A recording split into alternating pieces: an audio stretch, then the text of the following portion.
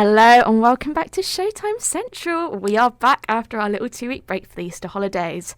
As always, we're your hosts Affinity May and Holly Wigmore on the Workshop Radio.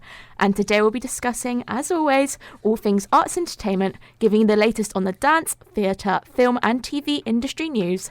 And once again, we've got some brilliant segments for you today with a very special interview from Christine from Transformation Ballet, who our lovely Affinity interviewed earlier this week. But as always, we're going to kick things off with our film of the week. So, Affinity, would you like to kick us off this week? I will. I'm going to kick us off with Renfield. Oh, that was just come out. I really want to see that. So, I'm quite on it this week. Yeah, you really are. I haven't been to cinema in ages. All of mine are like old ones. I absolutely loved it. I didn't think I would. No. I thought it was going to be quite... What would be the word? It seems quite, I don't know, like from the trailers I got the thing that it'd be like, oh, it's quite on the nose, like sort of like scary movies sort of with the thriller and... Yeah, and I also thought it would be like more for younger kids. Really? What, being a 15? I know it was a 15, but when I watched the trailer and there was like, because I can say the trailer, it's not a spoiler. So they're like all sat around in like this meeting of... people who are going through manipulative, toxic relationships, and it's so comedic. And then you have like the Dracula come in, and then it just all looks so childish, like the way it's set out, get you, and the laughter. And I thought, oh, it's not going to be that good. But I watched it and I absolutely loved it. It was like it was a mixture of horror and comedy. Yeah. But the things that were horror were actually so scary, and it was so gory. That's good though, because like being given a 15 age rating, that's the sort of thing she wanna like expect from like a 100%. Horror thriller. But no. As I said, like being a big fan of vampiric things like What We Do in the Shadows, the way that the Familiar's used really reminded me of like that sort of vibe that it was giving me. So I definitely need to go and see that one. It looks brilliant. So it starred Nicolas Cage and Nicholas Hoult. Absolutely love Nicolas Cage anyway. So he was Dracula, and then the other Nicholas was Renfield, and their characters were just they played them so well, honestly. I can imagine like the dynamic between like obviously the familiar wanting to potentially become a vampire. I don't really know, because like that's how I sort of see it and What We Do in the Shadows. It's actually that's vibe. Really funny you said that, because I read some reviews and they all said that they thought that the familiar would want to become more powerful, become the vampire. But in this one, like he just wanted to fall in love, and he didn't want to be a monster. Adorable. So he was trying to kill Dracula. He didn't want, because he was that's the a really interesting spin on a familiar, because you always think that like, oh, they're in it for their own game. Absolutely. And he was originally is what he was, and then obviously he spent years and years and years, and then he wanted to fall in love and have like just a normal life. That's actually really sweet, and I can see like the comedy side coming in through that, and it was amazing. Absolutely loved it. I won't spoil it anymore though for those who want to watch it. But what is your film of the week this week? So my film of the week's a little bit of an older one, but it's having a resurgence, and I'll go on to that a little bit later. But my pick this week is Scott Pilgrim vs. the World. I absolutely love this film, and it's directed by Edgar Wright, who we all know, if you're a frequent listener, is one of my absolute favourites. So this stars Michael Cera as the titular Scott Pilgrim, Mary Elizabeth Winstead as Ramona Flowers, who is my absolute favourite in it, Chris Evans, who is a familiar name of those of you who are fans of the Marvel franchise, playing Lucas Lee, and Brie Larson, also a Marvel name, playing Envy Adams. So this narrative follows the titular Scott Pilgrim, who falls madly in love with this girl called Ramona Flowers, and they're both brilliant. I love love stories. It is so good. The minute he meets her at one of his band competitions, she reveals that in order to woo her, he first must defeat her 7 evil exes, and it's played out in a series of events that almost plays out like a video game in a series of boss battles, with Scott battling each of these guys to try and win her heart. It's actually based on a series of graphic novels, which I think really gets its like sort of anime style vibe, and like the way it's done in sort of a video game. And these were first released by Brian Lee O'Malley in 2004, and I'm slowly reading these because I'm trying to pick them up. But it really plays into its cartoony style, despite being a live action feature. You've got like bits that CGI will be like, when one of the girls like puts like a finger gun to her head, it will be like bam, and it will be like that will come up on the screen. It's really cool. I personally adore this film, and with the little teaser I gave linking it to recent news, something that really excites me is at the moment Netflix have greenlit and will be producing an anime adaptation of this narrative with all You love your anime. with all of the original cast reprising their roles. So I'm so excited because I didn't imagine like people like Brie Larson would be returning to this Yeah. of her upcoming work on the Marvels. But oh my goodness, when I saw Netflix had announced it, Edgar Wright's returning as director, and I didn't think he would do something animated like this. Oh my goodness, I am so excited. And if you haven't already, I don't know if you've seen this one. I haven't even heard of it. Have you not? Not It's until you just brought it up. Genuinely, really, really recommend it. It is an absolute feat of brilliance from Edgar Wright. And if you haven't even seen any of his stuff like the Cornetto trilogy, which is, I've explained, like that is his series of three films. Yeah. It's a great pathway in to see his style of directorial choices. It's now available on Amazon Prime, completely free to watch if you've got that subscription. I might have to try that I one think you out. should. It's genuinely It sounds one of my so favourites. good. It's really, really good. And I love that there's some musical numbers in it as well, because Scott's in a band called Sex Bomb, and it is brilliant. But Envy, who is his ex-girlfriend in it, who's played by Brie Larson, also is having a musical career. Yeah. It's absolutely brilliant. And one of my favourite songs from the film is a rendition of Black Sheep that she does, and it's absolutely brilliant. And that is our first song up to date on Showtime Central. So I hope you all enjoy this one.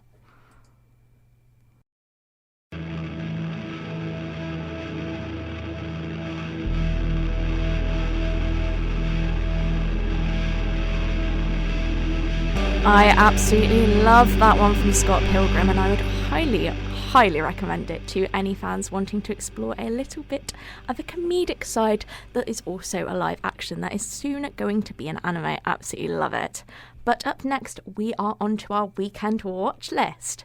So in this segment, I'm going to be saying a few of my favourites, and also one I haven't watched, but I really, really want to. So up first on my weekend watch list is the one I haven't seen, which is Succession. Have you seen this one, Finn? I have not. No. Oh, I really want to. I've literally just got Now TV because I've just finished The Last of Us. Oh my God, I loved it. Absolutely brilliant and followed the game really well. But Succession is available on Now TV and Sky Atlantic. It originally aired on HBO. I've noticed that a lot of Now things have actually come from HBO. Yeah, I've noticed which that. I'm really loving, because I originally wanted to get Now TV a while ago to watch Peacemaker, which was also brilliant, which is a HBO. But I'm really liking that we're getting that American stuff over, and it's absolutely brilliant.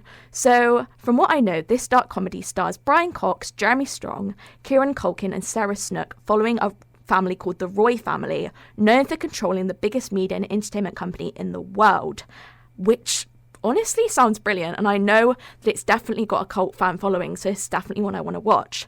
It became the winner of 13 Emmy Awards, including Outstanding Drama. Yeah. So this series originally debuted in 2018 and has recently aired its final episode ever as part of seasons 4, which BBC is calling a jaw-dropping finale. So this is definitely one I want to watch, and I think it's going to be quite interesting watching it from a journalistic and media approach. Absolutely. Like, definitely with them apparently controlling a media corporation. I think that's a really interesting approach. So power, politics, money, it's all in the family in this award-winning funny series about a highly dysfunctional dynasty. And my next recommendation is one of my personal favourites, and I think you've seen this one. It is Sex Education. I have. I have to admit, though, I'm not up to date on them all. But I have watched it. I adore this show. So this one's available on Netflix, and it's a free series drama that stars Asa Butterfield, Emma Mackey, Nkuti Gatwa, and Gillian Anderson. And I absolutely love the dynamics in this. And it follows the trials and tribulations of British high school students, particularly Otis, whose social awkwardness is often a barrier for him. And I have to say that Asa makes a brilliant Otis. I absolutely adore his work, and I know that a while ago with the BAFTAs, we've got the new BAFTAs coming up soon. I think that's next month or the month after. Yeah. A lot of very good nominees this year, but I know that Sex Education sweeped it before, and I definitely deserves all of its award. It's become one of Netflix's most beloved series, and a 4th season was confirmed to awaiting fans back in September of 2021. But This did have a speculated release of September 2023, but as we're now in April, even without a trailer, I highly doubt that we'll hear any news about the students of Moordale returning to our small screens soon. But if it's cast members that we're missing, Maki Agatwa and Connor Swindles are all set to star in the Barbie movie, which I'm very excited for, which will be releasing on the 21st of July.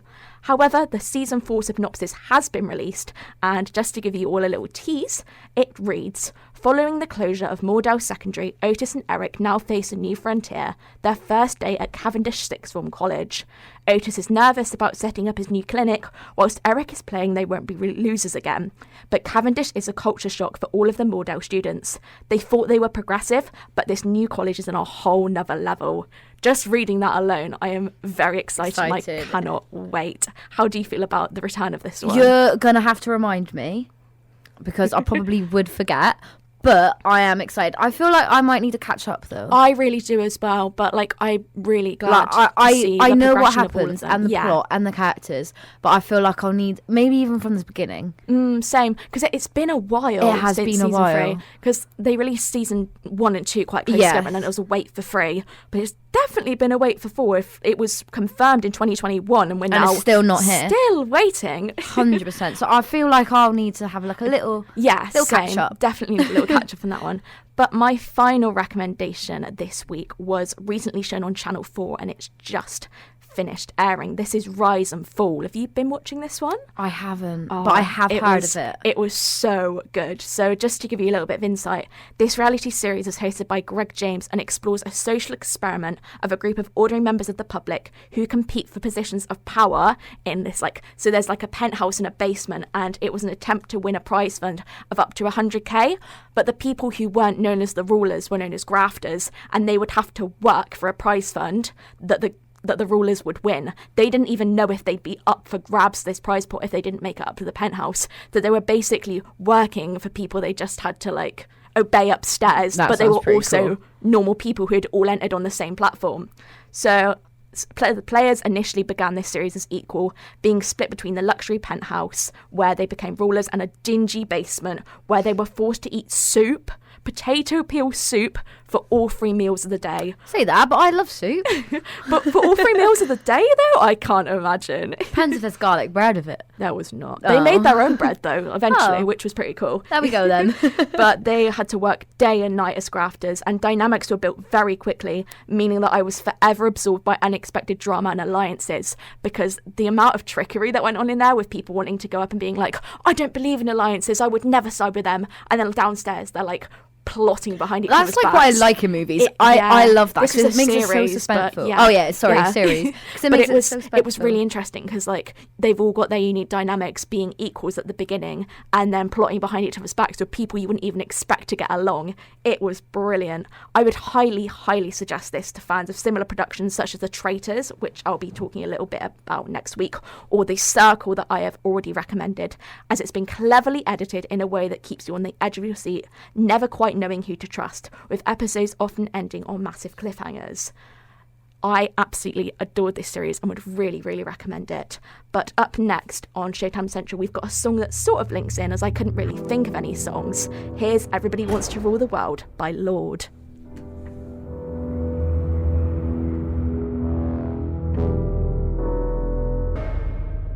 The world. What a suspenseful track there by Lorde that I really think captures the essence of Rise and Fall. But up next, we are on to my favourite weekly segment, which is the Theatre Review. So this week we will be reviewing Heathers the musical, which we both went to see. It's so good when we're both in the studio and we've both been to see a show. So I was gifted my ticket through my wonderful bloggers scheme, and this was one I was so excited to see. I am such a fan of the original 80s film, and the chance to see it on stage, chef's kiss. It was absolutely brilliant. Oh my goodness, I loved it. What were your views, Finn? Loved it. I went into this performance blind though, because I haven't watched the movie. Sometimes that's the best way to do it. I'm so glad I went in blind, and I'm actually going to watch the movie. I want to, like, even if we do it together. Yeah, but I'll let you borrow my DVD. Exactly. Need to watch the movie, but I'm really actually thankful that I went in blind. Yeah. Because there were some plots. There were. Like, especially when Veronica faked her suicide. I feel like you would have known that was fake. I did. I didn't. And I was like, what? Yeah. No, genuinely, oh my goodness. I have been, as I said, such a fan of the original, and I've listened to the cast album since goodness knows when, and I have adored it. I've listened to both the original and the West End cast. I love both.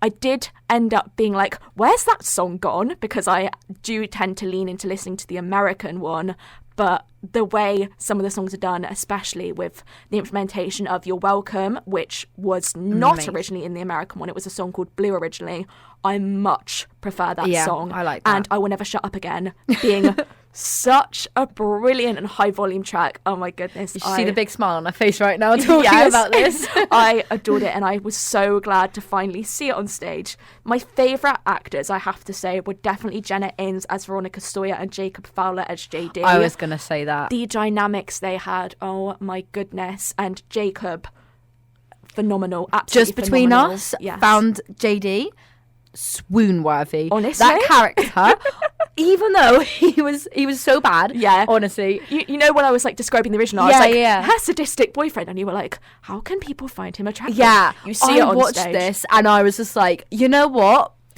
Everyone our age I've talked to has agreed, but he did a little bit of acting when it was in the Other Palace in London, which it still is, but when I saw his name on the touring cast, I was like, please give us Jacob, please give us Jacob, and we did. I remember you telling me, because you ran to me, you were like, look at his TikTok, this is who's performing. Yes, I showed you his TikTok. I am such a big fan. I'm so glad he is touring.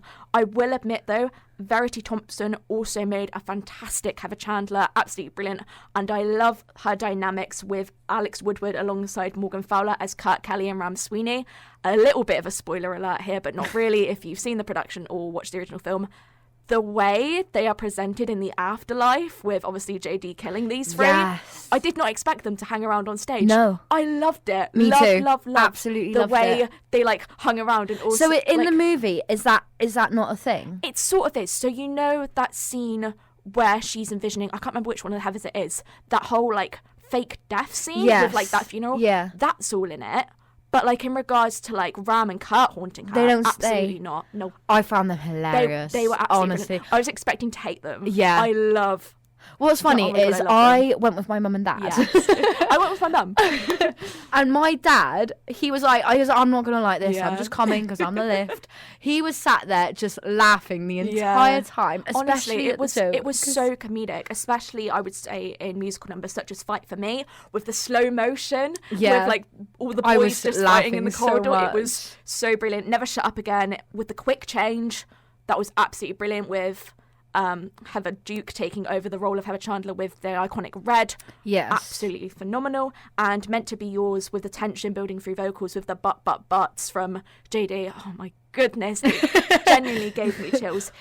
This varies heavily with my favourites, and just listening to the cast albums, I've often found when watching a show live on stage that songs I will skip on an album are often visually the best on stage. Yeah. Dead Gay Sun, for example, always a skip on the album. Absolutely amazing. Adored it on stage, like with the little gospel choir. It is absolutely phenomenal. But oh my goodness. I tell you what, I also loved like the message as well, because it was like the idea that popular shouldn't be especially the main with like goal. Heather Chandler's suicide note. Even though it's forged, The Me Inside of Me is such a beautiful track. I think that's got it such was a strong comedic, message. like the whole entire thing. But at the same time, like with her failing on Myriad in a test, and then them being like, right, let's include that. Like, I was like, that. It's a good message. Yeah, to be honest, it is.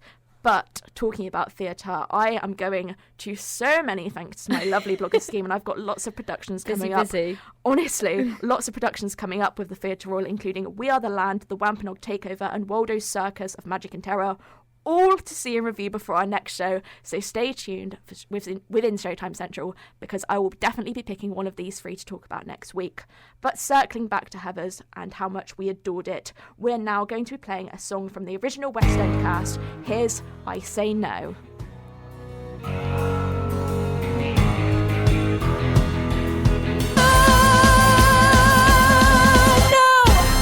What a brilliant number from Heathers there, with Carrie Hope Fletcher in the brilliant role that she originated in the West End. But speaking of our favourite actors and actresses, we are now on to our Actor of the Week segment. So Finn, who is your pick this week? Okay, he's super dreamy. It is Jacob Elordi, and I know you didn't know who he was. No, I don't know who that is. But he's an Australian actor, and he's known for his role as Noah Flynn in the Netflix Kissing Booth. So that's like a teen film franchise for those who don't know. And he's also known as Nate Jacobs in the HBO series Euphoria. I need to watch that now. I've seen season 1, but I really need to get on to season 2. But the main reason I picked him for today's Actor of the Week is because recently I have just watched a Netflix film called Two Hearts, and I was bawling my eyes out the entire time. Bless you. So Jacob played this part of a teenage boy who found love. Out of nowhere, he went into like a coma, and then he passed away. Oh my goodness. And there was nothing saying that he was going to do that. There was no, even his family didn't know. And then all of his organs got donated, and they got sent around the world. And then like half of the movie was about someone who got his like lungs and like saved his life, and it was just such an amazing film. And I was just crying. Admittedly, have you watched The Kissing Booth? Yes, I've watched that. The spin-off's coming soon about her sister too. I think it's Exo Kitty. I'm excited for that. I'm excited for that. I didn't actually like him in that. No. Like, I didn't find him dreamy. I didn't find him anything. And I think it's just sort of that like conventional teen that you're that's meant to be like, what it was. He's one of the popular boys, But then I watched him in Two Hearts, and even though his role, it was sort of the same. He's a teenage boy dynamic, falling in love. There was just so much emotion to it, and I was just like you're good. Like, you're a good actor. Because I think the Kissing Booth ones are more of a coming of age comedy. Yeah, 100%. But I'm really glad to see him in like a different role like I recommend Two Hearts for those who haven't seen it. If you've got a box of tissues next to you, because I was crying. A box of tissues and a Netflix account, that's all we need. But yeah, that is my Actor of the Week. Who is yours? So I've picked an actress this week. Girl power. Love it. So my choice this week is Jessica Hines. I absolutely love her. She is an English actress, writer and director, acclaimed one of her breakout role performances for writing, creating and starring as the brilliant Daisy Steiner in the absurdly brilliant sitcom Spaced, which I adore, which is directed again by Edgar Wright, sticking with my favourite auteur there, from 1999 to 2001. So despite this even coming out before I was born, I absolutely adore this series and Hines in it. She was originally known as Jessica Stevenson before she got married, so if anybody recognises that name instead of Hines, that's who she is. But I love that series so much that when I was in London not last, because I was with London last. When I was in London 2 times ago, I went to the house that Space is filmed in, and I absolutely adored it. So as an actress, she's known for an absolute array of work, including Shaun of the Dead, Nativity 2 and Nativity Rocks, playing Angel Matthews. She's also been in TV shows There She Goes and Years, both on the BBC, and that's just to name a few. She has been acclaimed for her multi-talented contributions to both the film and TV industries. Her extensive acting career has led her to become an easily recognisable face for our small screens, both through her work on blockbuster films and TV shows within the comedy industry as a BAFTA award-winning actress. Just circling back to her most recent project, this was within The Witchfinder as Old Myers. Honestly, I will admit this is a production I haven't seen, but this is a sitcom that aired on the BBC in 2022, and I will probably watch this one, bearing in mind how much I adore her work. I can't wait to see what other projects she has in the pipeline, with my adoration of her coming from my obsession with Spaced. Honestly, she is such a great actress. She is so dynamic within her roles, because she can play like some quirky character within Space, which aired like in the 90s, and then go from someone like a mum dealing with an autistic child in There She Goes, and the range of her broad dynamic is absolutely brilliant. Despite being an older actress, she's still got so much potential in the industry. And just circling back to Space, is this one you've watched? I don't think you have. I don't actually recognise the actress's name. Don't recognise anything that you said. Genuinely, I would recommend it. It's really absurd comedy, like out of the box, but I think it was one of Edgar Wright's first ever things, and it really helped him build dynamics with people in industry like Jessica and bringing her forward into stuff like the Cornetto trilogy. but oh my god, I'll give is it a go. absolutely brilliant. One of my favourite scenes of it, just to give you a little insight, is a party scene they're having within this new flat they've bought, and it is absolutely brilliant. This is the house I went to visit. Yeah. Obviously couldn't go in because it's owned by new people now, but they have this little housewarming party and it's absolutely brilliant. They're playing all sorts like the Time Warp and even one of my favourite songs, which is The King of Rock and Roll by Prefab Sprout, and that will be our next upcoming song on Showtime Central. So I hope you all enjoy this little bit of a throwback track.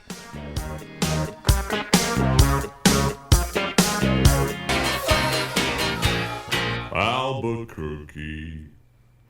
So moving on to our dance segment today. Today we have an interview with the amazing Christine Lopez, who is the founder of a company called Transmacion Ballet, based in the highlands of Guatemala. I have personal attachments to this company. I used to work for Christine. A few years ago, I helped out with the orphanage. Oh, bless you, that is amazing. It is an amazing. I had the honour of working with the children, and here on Showtime Central today, we have Christine ready to share the importance of dance and her incredible journey to help out the children in Guatemala by sharing her passion and beliefs. So I'll just go right into it, really. So could you just sort of begin by introducing yourself and what dance means for you? Hi, my name is Christine Chagari Lopez, and I'm originally from New York, but now I'm living in Guatemala. And to me, dance is really how I express myself. If I can't explain in words how I'm feeling, and if I can't explain in my journal through words what I'm going through, dance is definitely a way that I feel like I can share not only with myself but with God what I'm going through, why I'm going through it. And it's also a way for me to work through what I'm going through so that I can come out on the other end with a little more understanding of what's going on internally. So do you sort of remember the first time that you were like, yeah, this is it, like dance is my passion? Do you remember that key moment where you first started? I don't think I ever had a specific moment where I knew dance was my thing, but growing up, we did move around a bit because of my dad's job. And I remember as long as if I moved schools or if we moved houses, I knew that if we found a dance studio, it was going to be okay. Because dance is where I could have my community, and dance is where I had my form of communication.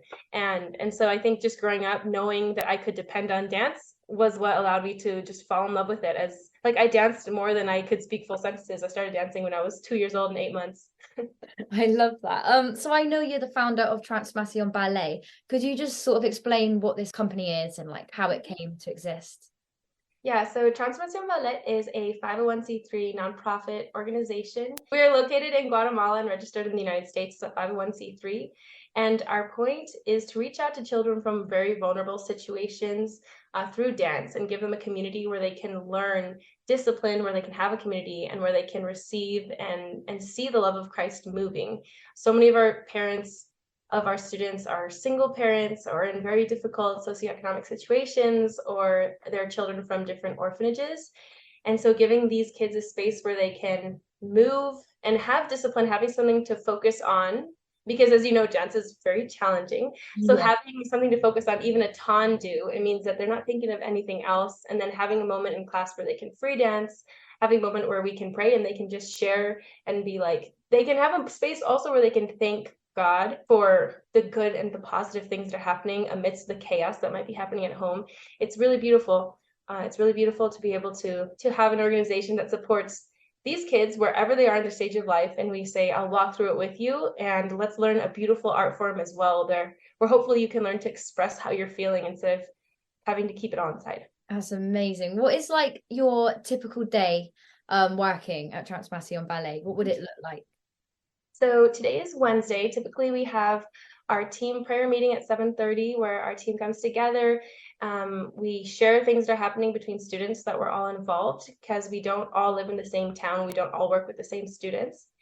And so we pray together, and then following that, I will have usually a meeting, and then I usually do admin for 1 or 2 hours, and then I go up to the orphanage up the mountain and I teach for 3 hours, and then that's the end of my day. What is the hardest thing you've witnessed as a dance teacher, or even just the founder of this company? I would say that the most difficult part of being a ballet teacher that's teaching technical ballet to children from vulnerable situations is coming to a point where I recognize and identify the trauma they've been through because it's expressed in their movement. And it's very interesting because over the past 6 years, it's come to a point where I can recognize and identify the types of trauma a child has been through or the types of abuse a child has been through. And then thereafter, a caregiver, for example, at the orphanage will share with me that child's story. And it falls in line with what I assumed based on the type of movement or lack of movement that a child has when they're dancing individually or corporally with the whole group. And some things have happened in dance class that have taken me back and just made me recognize, like, these are children, but they've been through like really difficult things. For example, one of the children who during class, she just stopped and looked up into the sky and opened up her arms and was like twirling in circles until she lay down on the floor with her arms spread open and her legs spread open. And it was the first time it ever happened. And from that moment, I recognized I really need to start working with the social workers and the psychologist and be trauma trained, which is what myself and the team has done, because these situations, they're very delicate, and these children, they deserve to have teachers that don't just judge them and think you're doing something strange, that recognize this is trauma. I don't know your full history. And also recognizing the moments where it happens. So sometimes it will happen before or after a family court hearing, or when they're talking to a psychologist about something deep in their past. And that is one part of it. The other difficult part is learning the balance between, I'm teaching technical ballet, but I also need to recognize that I can't expect these children to move forward in a rigorous pattern that I did move forward in as far as my dance training and what you see in other parts of the world, just because of the vulnerable situations and the trauma and how that impacts the disconnect of the child between their body and their mind. So a lot of times I look at a child and they have progressed so much given where they started, but compared to a child that comes from a more stable and healthy traditional home, that child may look like they haven't progressed anything. And so it's also recognizing, like, I never want to compare my students to other students, because my students, they have histories that are very unique and are very heavy, and dance is a way for them to first and foremost reconnect with their body, and in that appreciate themselves and also appreciate that they are creation from that God made, that has value to be alive. Because so many of our children, of course, they struggle mentally because of the abuse that happens. And so one thing is for these children to recognize, my life is important and is valued. My body is not disgusting. My body is not something that I should not want to live in, even though people may have abused it. And it's showing them that your past does not define your present. It is part of your story, but you are beautiful right now, and you are loved right now, and you have a future that's going to be shining, and that is also a beautiful future that we see, because we see you as an individual. And then when you dance in a group, we see that all of you as a group can also be a support to each other.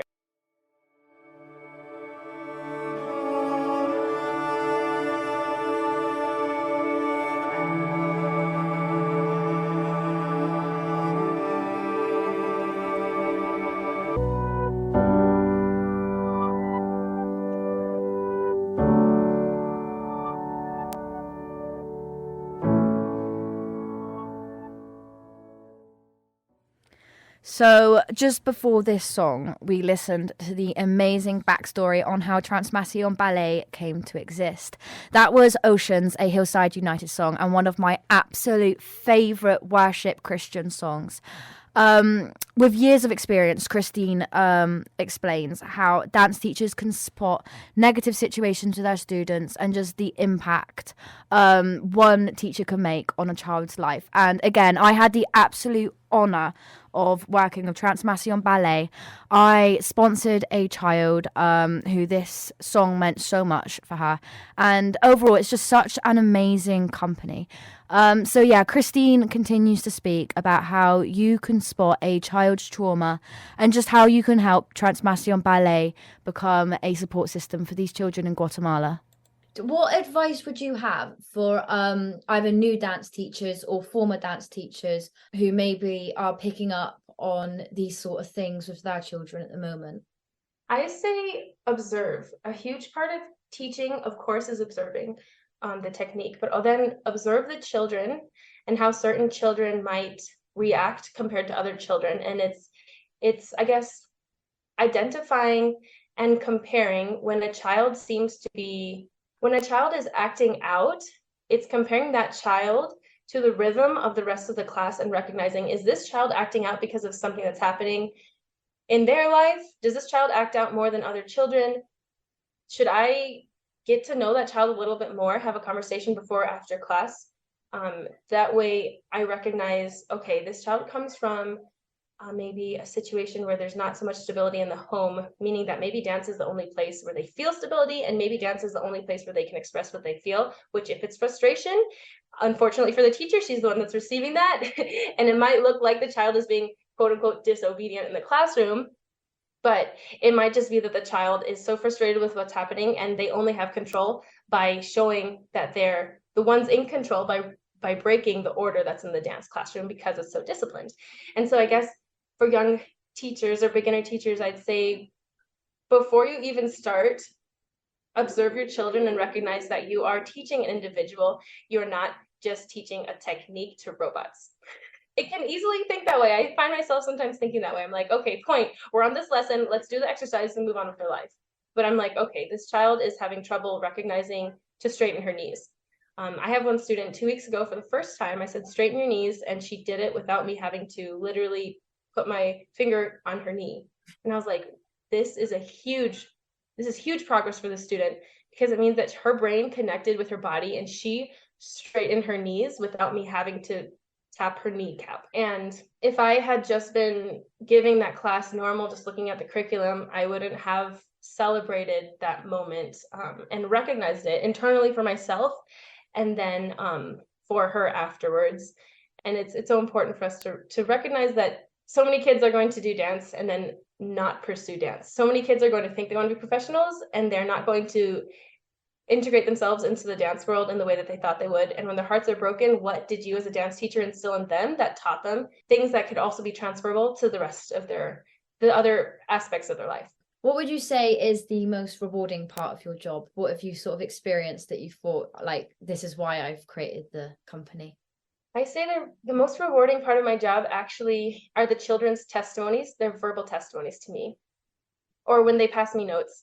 And honestly, it doesn't always have to do with dance. I would say the first moment where that said, this is exactly where I need to be and I'm doing exactly what God created me to do, was when my student, one of the girls from the orphanage, she told me, Miss Christine, I just love ballet so much. Like I always wanted to dance when I was little, and then I came to this orphanage and God heard my dream and it came true because he loves me so much that he listened to what I was saying.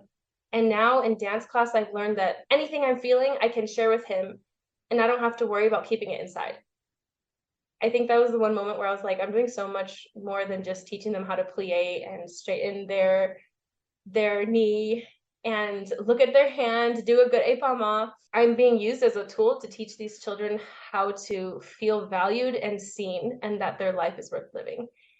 And then just 2 weeks ago, actually, I was given a letter from one of the students and she said, thank you, Miss Christine, because you love me when I'm upset and you treat me the same even when I don't treat you well. I love you so much. Thank you so much for coming and teaching. Yeah, she didn't mention anything about ballet. It was just about me seeing her. And it's like, as a dance teacher, teaching children from vulnerable situations, that's the best gift you can get, because you know that they recognize that they're in a dance classroom, but they also see that it's so much more than that. And it's just so touches my heart so much, because everybody wants to live a life of purpose. And I personally believe that the more that I let go of myself and let God come into myself, the more I feel that I'm stepping into that purpose. And it's just the whole testimony of what Transformación Ballet is. It's like transforming the lives of all of our students and all of the people that work with Transformación Ballet, so that they can also recognize their value and that they're worth living. So many people in our world are so lonely. They're surrounded nonstop by media, but they're so lonely. And to be part of showing children that they don't have to be alone, especially if they've been abandoned and abused by the majority of adults in their life, it's so rewarding. And the best part is, I know it's not even me. Like, it's not even me. I can't even take the credit for it. Every time God is pushing me to do something, it comes out so beautifully, and I can't even take all the credit, but I love it every single day. I wake up and I'm ready. I'm like, let's do this. I love that. What sort of campaigns and schemes do you have in place, and how can we help your company for everyone listening? Well, let's see. You helped us with this with our Point Two collection campaign. Yes. I think you helped with that 2 years ago or 2.5 years ago. Yeah, about that. Yeah, and because of all of the effort that you put in there to work with us, we have a small inventory of point shoes. So now our students are on point. We have about, I think 10 or 12 girls on point.